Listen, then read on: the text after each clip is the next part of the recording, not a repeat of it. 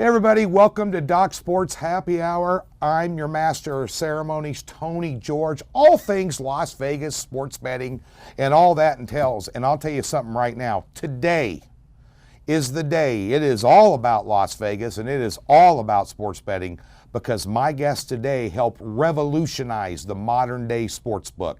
The envy of all sportsbooks in Las Vegas, possibly around the world.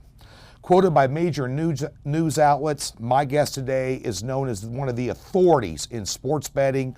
Couldn't be more prouder to have him on the show, and also proud to call him a friend. Jay Kornegay from the Westgate SuperBook. How you doing, buddy? All right, Tony, that was quite the intro, but I'll take it. Well, you owe me lunch after this. How about that deal? Cheap. You know, Jay, anybody that knows anything about sports betting knows about the Westgate, the house that Elvis built, and the Hilton, and now the Westgate. But while we'll get to that, I want to rewind the clock a little bit. Colorado State grad. Yep. From Colorado originally. Tell me a little bit about the upbringing. Where is Jay Kornegay from? Well, I was an Air Force brat, so I lived all over. I lived in 3 different cities in Colorado, lived in Cheyenne, Wyoming, lived in Marquette, Michigan, the UP, and Germany for 3 summers as well. So I was all over the place as a normal armed forces dependent would be. And how I ended up in Vegas, it was our last spring break at Colorado State. And actually, it was a funny story because there was 8 of us that were planning on going to Las Vegas our last spring break. It was a 7-1 vote, and I was the only one to vote not to go to Vegas. I voted for Mexico, I was outvoted, so we came out here, spent a week at Bally's, and you know, I was graduating that May, and I decided to, try the gaming industry. I wasn't sure about, moving to Las Vegas back then, but we started off in Tahoe. I started off as a change person. Okay. And we're up there for 13 months. After that, came down and started working at the Bally's Sportsbook. Been here for a little over 30 years now. Ticket writer there? I was a ticket writer. Yeah? My first job was a change person, Tony. So right. Back in the day, carrying that belt, the silver and the quarters. It was about 50 pounds, by the way. And then came down here. I actually transferred to the book up at Harrah's Tahoe. Then came down, worked at Bally's for about 6 months, and got an offer to open up the Imperial Palace in 1989. Yeah. So we move over to the Hilton property, now the Westgate. You move over there, what year? It was 2004. Okay. I got a call out of the blue, yes. And were you, I know you were sportsbook director there for quite a while. Yes. You play a little different role now. You're an executive vice president of SuperBook USA. Yes. Okay, we're going to talk about a little bit what that entails, but how many years were you running the Westgate itself in terms of being the sportsbook director? Well, I came over from the Imperial Palace. I was a director over there, and then I became the executive director, my first position of the SuperBook in 2004. Later became the vice president in, 2010, and became the executive vice president of race and sports operations at end of last year. Right, and your new sportsbook director over there is? John Murray. Yeah. Yeah, does a terrific job. Yes, he does. Yeah, he's a good friend of mine, and he's terrific with the media, and he's been a great addition to our staff. Right, and of course, one of the things you're most well known for is the Westgate Supercontest, which we're going to talk about, folks, in the second part of this interview. But with your current role in the sportsbook, Jay, your responsibilities day to day take you outside of Las Vegas at times as well. Well, ever since they changed or overturned PASPA last May, my job responsibilities have changed a bit as we look to expand the SuperBook brand across other jurisdictions, other states, and there's plenty of opportunity there, even though we have not actually officially signed up with a new partner. Hopefully that announcement comes very soon, and you will see the SuperBook brand operating in other states. So we're very excited about that. But I have been traveling a lot. We have been promoting the book, promoting our team, and working with our business development team from Orlando and other parts of the country. We formed this great team, and we should be able to hopefully make some announcements in the near future. Well, that's exciting stuff. And one thing about the Westgate here, always been the measuring stick. here. It's a measuring stick now. But explain when you walked in the door and the metamorphosis that the Westgate has undertaken from your average Joe sports book. I mean, you guys have just absolutely blown this thing up completely over the top. Well, we're very fortunate to have a dedicated owner, David Siegel from Westgate, and they're located in Orlando. And he, this property is special in his heart. He grew up there. He saw Elvis play there, and he's the one that bought it. Even though his executive team, again, really advised him not to, but he saw an opportunity there. He had a special place, like I said, in his heart with this property. And so he dedicated millions of dollars, actually saved about 2,500 jobs, because most people were going to take the property over, demolish it, and build something new. He just wanted to revitalize it, spend a lot of money, and part of that process was spending $20 million renovating the SuperBook. So it was built in 1986, the SuperBook, that is. And Art Manteris did a fantastic job, and Chucky and Cyril, all those guys from the old Hilton days.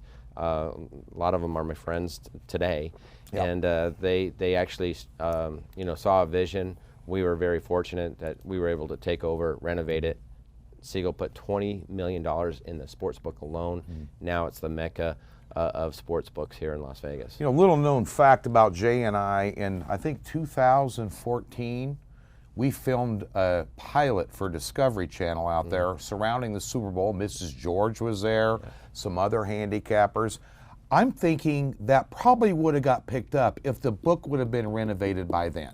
Yeah, that's the excuse I'm giving it why we didn't make the air, buddy. I can see it because back then it was really tired. When we took over the property in 2004, it was a tired property. It's been around since 1969, and especially in Las Vegas terms, that's a long time. So it really has transformed into a great property, especially the SuperBook. And I agree with you. Now we get so many requests. The people that come in, and whether you're a sports fan or not, or if you're certainly sports media, they love to do a lot of shots over there in the SuperBook, because that backdrop of the world's largest, it's not only the world's largest racing sportsbook, but it also is the home of the largest indoor video screen. It's 240 feet wide, 22 feet tall. 2.5 pixel resolution. It's tremendous, and there's no really better place to watch a game than the SuperBook. Absolutely not. Jay Kornegay, Executive Vice President, Westgate SuperBook. We're going to ask Jay about the expansion of sports betting in this country right after this message from our valued sponsors. If your business is using satellite or cable to entertain your customers, and you want to capture your customers' attention, play our television content with your own commercials. Our targeted content can align with your business, and you can play your own commercials, giving your customers a customized experience. We combine your commercials, custom messaging, and network-style content. Everything you want and nothing you don't. Market products and services. Eliminate competitor commercials at the same cost as premium cable. Managed service means no hassle and no additional resources. Screen content management is the right solution for you. What are you waiting for? Screen content management. Contact us today. So Jay, getting back to the national scale of things, obviously legalized sports betting has been talked about for years across the country. There's been places you can go do parlay cards, like up in Washington or stuff, places like that. But now, I wanted to get your reaction to this. A couple of months ago, with the expansion and legalization of sports betting, New Jersey actually for 1 month outpaced Nevada in mutual handle. Your thoughts on that?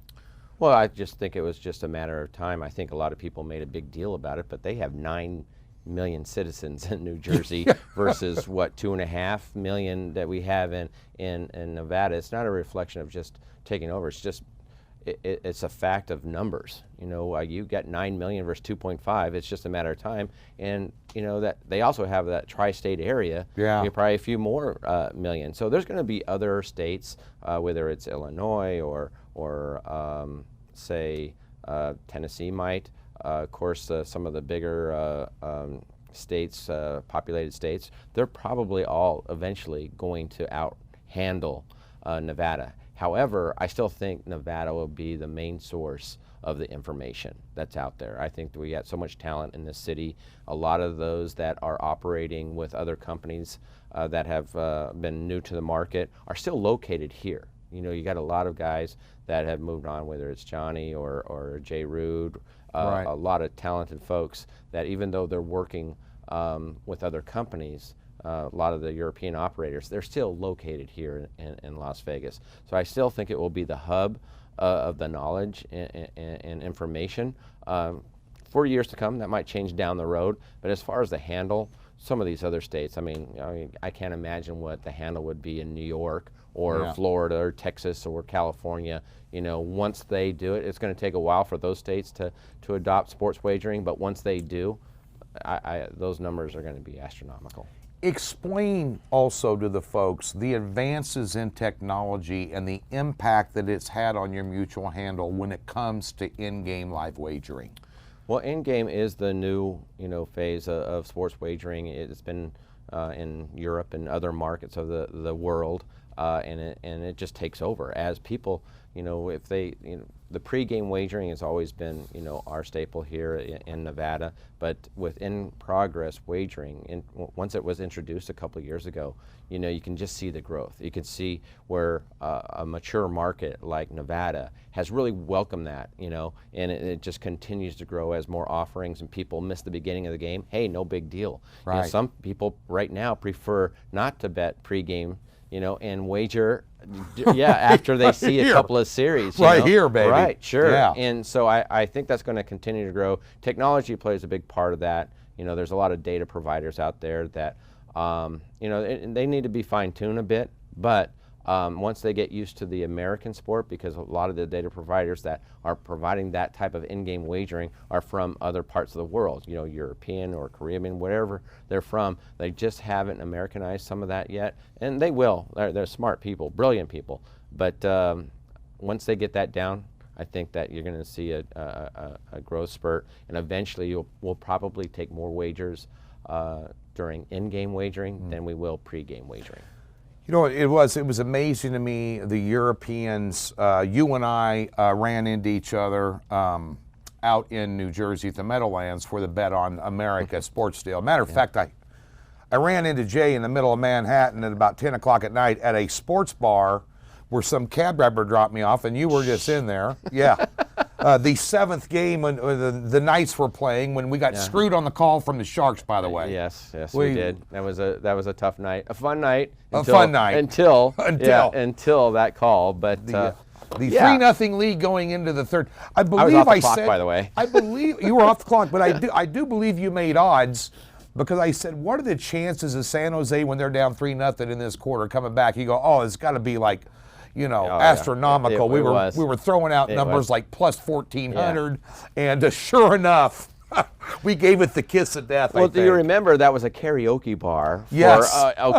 Which we didn't know. It was a sports bar when we first went there a couple of times. Never saw a karaoke night, and it just happened. We were approaching the bar, and we're like, where's that? Where's that sound? Do they have a band going on? So we walked in there, karaoke night of all things, and we had to listen to these people sing for 2.5 periods, right? Yes. And as soon as they stopped singing, that's when that penalty happened. Yep. And then we got to hear the game audio and see the comeback, and it was a disaster after. I mean, everybody had their heads down. It was like, okay, we'll see you guys later. See you back in Vegas. Yep. It was terrible. Jay, it was nice seeing you. Got to go. That was kind of one last question. And folks, be sure and tune in to the second part of this interview with Jay Kornegay from the Westgate, as we're going to talk about the largest sports handicapping contest in the universe, and something special exclusively for Doc Sports clients as well. But one last question before we get to that part of the interview, Jay. just where do you see sports betting 5 years from now on a national level? Do you think it's going to gain enough traction where a third, half of the states are going to legalize it? Do you think it's going to continue with the momentum that it has now? You know, with all the legislation, there's a lot of legislation. I know the state of Missouri, where I'm from, there's legislation to legalize sports betting. Sure. But how they're going to act, where do you see things in 5 years from now? Well, right now we're looking at 11 states that have legalized or some form of legalized sports betting. When it's all said and done, it's going to be, it depends on who you talk to. 10 years from now, you're probably looking at 32 to 42 states that have legalized sports betting. So we got a long way to go. But, I think a lot of them are sitting on the sidelines right now and just learning and looking at the mistakes and things that have worked, things that haven't worked in other jurisdictions, and which is very smart. I get that. But it's going to be all over, Tony, in my eyes. In 10 years. Yeah. Like I said, those bigger states where it's California, Texas, Florida, they're way down the road. But as you mentioned, you got Illinois, you got Missouri, you got a lot of the Midwest states, a lot of the northeastern states that have some type of legislation already in progress. So probably next 3 or 4 states, or next 3 or 4 years, you're probably looking at another 15 states. So it's going to grow rapidly. It's just going to be interesting to see what kind of parameters that they will operate on. Is it going to be like Illinois? Is it going to be Tennessee? Is it going to be Nevada or New Jersey? There's a lot of different ways to offer sports wagering, and they're going to have certain rules and regulations different in each state. So that's going to be the key as far as how fast and how popular sports wagering is going to be, if it's regulated like it is in New Jersey and Nevada versus what they're proposing in Illinois and Tennessee. A little tighter, a little higher tax rate. The regulations are very limited. So those type of states that have that type of legislation, they might not see the growth as other states that have a more favorable, fan-friendly, betting-friendly legislation. Yeah. Ladies and gentlemen, all things when it comes to, if you come to Las Vegas, your destination is the Westgate SuperBook, without question. And it's a great place to watch a game, and they have strategically located about a 200-foot long bar right where you can check out all the sports. Jay's seen me there before, parked out, probably a little disgruntled at times, and other times elated. But be sure to check it out, westgate.com. And if you want to try and beat this guy, maybe docsports.com. By the way, be sure and check this out. You've had these in your sports book forever. It's a staple in our world, and we always look forward to. We have a lot of customers that look forward to that book right there each and every year. Yeah, and the 48th edition, 48th year, the Doc Sports Journal is out. So be sure when you're over there to pick yourself up a copy of that, and be sure and tune in to our next show here, segment with Jay. We're going to be talking about the Westgate, I always want to say SuperBook contest, the Westgate Supercontest. Correct. Oh, by the way, little scratch last year was won by the winner, a little over 1.4 mil. You want to check out how you can get involved in that with Doc Sports. Tune into the next segment. For Jay, I'm Tony George with Doc Sports. Thanks for tuning in to the Happy Hour.